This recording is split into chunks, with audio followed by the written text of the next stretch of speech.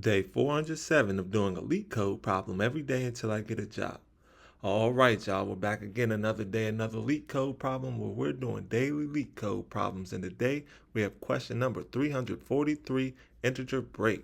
The difficulty level is medium, but don't worry because we're going to keep the solution as simple and easy to understand as possible. But before we get started, y'all, don't forget to like, comment, and subscribe. And if you need any new Apple AirPods, go ahead and check out that link in the description so you can get you some. Now let's see what the question says.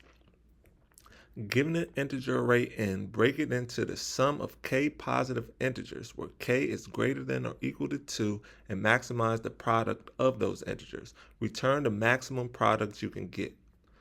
All right, y'all, so I can understand how that may be a little bit difficult to understand. So let's go ahead and take a look at these examples just to make sure that we are doing this problem correctly. So in example 1, we have the input 2, the output 1. Explanation says 2 equals 1 plus 1, and 1 times 1 equals 1. So let's break this down one step further so we can really make sure that we understand what it is that the problem is asking. So we have our input n, which equals 2. We need to break it into sum of k positive integers where k is greater than or equal to 2. So in this case, we're breaking it into two integers, or k would equal 2 in this case, right? It would be 1 plus 1. Why? Because that is the sum of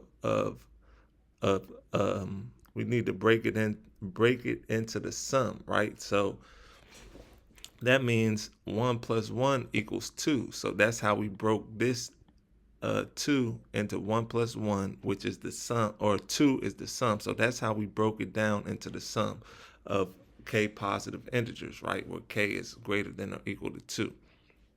So 1 plus 1 equals 2. And then once we get the k positive integers, we need to maximize the product of those integers, meaning we need to multiply those integers by each other and get the highest or the maximum product that we can get. In this case, once we get the two integers, 1 plus 1 is 2, because we broke down 2 into integers that have a sum of 2.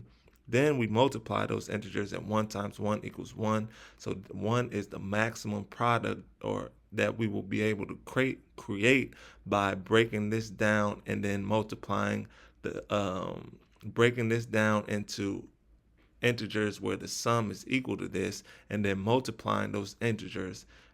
1 is the highest output we can get. I know that's a little bit confusing, so hopefully if that didn't make sense, let's look at example 2, and hopefully I'll be able to make it make sense a little bit more. So in example 2, this time we have n equals 10. The output is 36. Explanation is 10 equals 3 plus 3 plus 4, and 3 times 3 times 4 equals 36. So once again, we want to take this 10, we want to break it down into k positive integers. In this case, k is 3, which fits our requirement because k has to be greater than or equal to 2. So now that we have the integers that add up to 10s, right? So the sum of these integers right here equals 10. Now that we have these integers, we need to multiply them all together to see if we get the highest product that we can get. So 3 times 3 times 4 equals 36. Now let's bring this over here so we could see a little bit better. I give y'all a better understanding of what's going on. So we bring this over here. Now, because there's different ways that we could find the sum of integers that equal up to 10. So we could have 2 plus 2 plus 2 plus 2 plus 2. That equals 10 as well, right?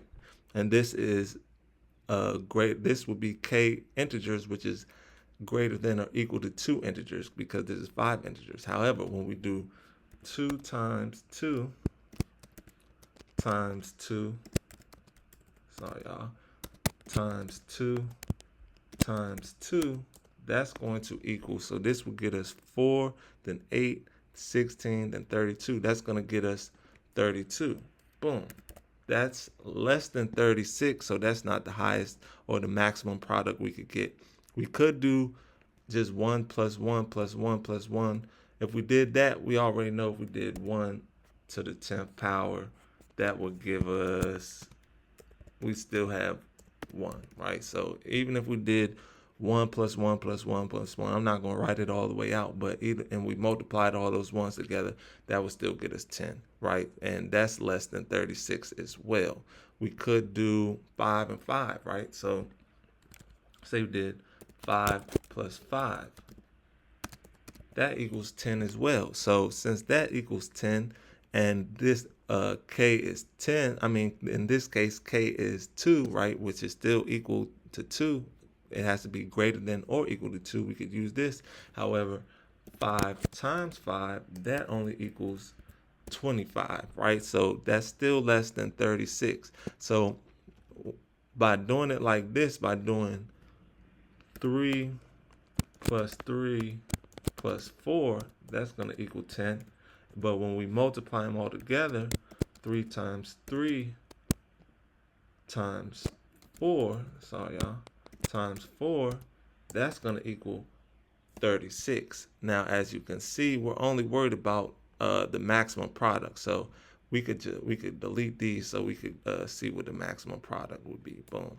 So as you can see, these are our products that we can get from when n equals 10, right? By adding up different sums that equal 10. So that's all we're doing. We're adding up different sums that equal n. In this case, the different sums that equal 10, right? So if we add these three numbers, that gives us 10. But when we multiply them, that gives us 36. We add these two integers, that gives us 10. When we multiply them, it gives us 25. Same with this. When we add ones together, that gives us 10. When we do 1 times 1 times 1 times 1, that gives us 10. Same with this. We add these 5 2's together, that will give us 10. But when we multiply them all together, that gives us 32. And since this right here, 36, as you can see, 36 is the greatest or the maximum product we can get. 36 is greater than 25, it's greater than 10, and it's greater than 32. So since 36 is the maximum product we can get, that's our output, 36, and that's how we got it. We got these three integers, or k integers, which equals 10, and then we multiplied all of those integers together and found our maximum product with this, which is 36. So I hope that made sense to y'all. And now that we understand the question, let's get into the fun part, the actual solution. We're going to be doing some dynamic programming. I want to brush up on our dynamic programming questions. So we're going to be doing a few of these dynamic programming questions over the next couple of days. So I hope you're excited about that. Now let's get into the solution.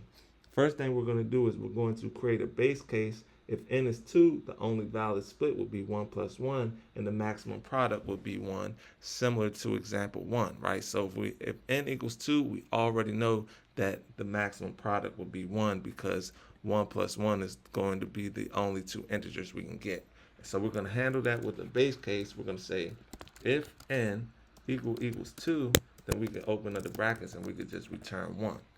Then, similarly, if n equals 3, the best split is 2 plus 1, and the maximum product will be 2, right? Because if we did 1 plus 1 plus 1, the maximum product would be 1, and the only other split that we could do would be 2 plus 1, and we know that's going to be 2. So we're going to handle that as well. We're going to say if n if n equals 3, then we already know we could just return 2. Boom. Now we need to create our dynamic programming array where dp of I will store the maximum product for breaking the number I. So we're going to come underneath this, declare a variable called dp. We'll set that equal to an array. We're going to open up the brackets and going to be repeating ones, comma, count up to n plus 1. So all this is going to do is it's going to initialize an array for us. Our default value is that array is going to have repeating ones, as many as this count is going to tell us how many ones we're going to have, and it's going to be n plus 1 ones, and this just for our default array. Then we're going to come underneath that, and now we need to initialize our base values for the dynamic programming array. So dp of 2 and dp of 3 are set to 2 and 3 instead of 1 and 2 to make sure that during later multiplication we're going to favor multiplying by 2 or 3 directly rather than breaking them down again. So we could just say dp square bracket 2, sorry y'all, dp square bracket 2, that's going to equal 2, and dp square bracket 3, that's going to equal 3. Boom. Now we need to iterate from 2 to n to build up our dynamic programming table. So we're going to say for I n 2 ... n, then we're going to open up the brackets. Then we're going to try breaking I into two parts, j and I minus j. So we're going to say for j n 2 ... this time up to I, then we can open up the brackets. Boom. Then we're going to take the maximum of the current dpi and j times dpi minus j, and this checks whether breaking I into j and I minus j gives a better product. So we're going to see which one has the higher product by saying dp square bracket I equals max, open up the square bracket, dp square bracket I, then we're going to say comma j times dp square bracket I minus j, just like that. Now we just need to return our final result, and it's going to be stored in dp square bracket n. So for that, we could just come right here and we could say return dp square bracket n, just like that, y'all. And that's all she wrote. That's simple. Let's go ahead and give it a run. Make sure it runs properly before we submit it. Let's see, and it's accepted, y'all. So let's go ahead and submit it. Make sure it's still accepted after we submit it. Let's see, and look at that, y'all. 0 milliseconds beats 100% of users with Swift. That's what I'm talking about. Those are the numbers I like to see, y'all. So with that being said, I hope y'all learned something today, and I hope to see y'all here tomorrow for another day, another LeetCode problem. See y'all then.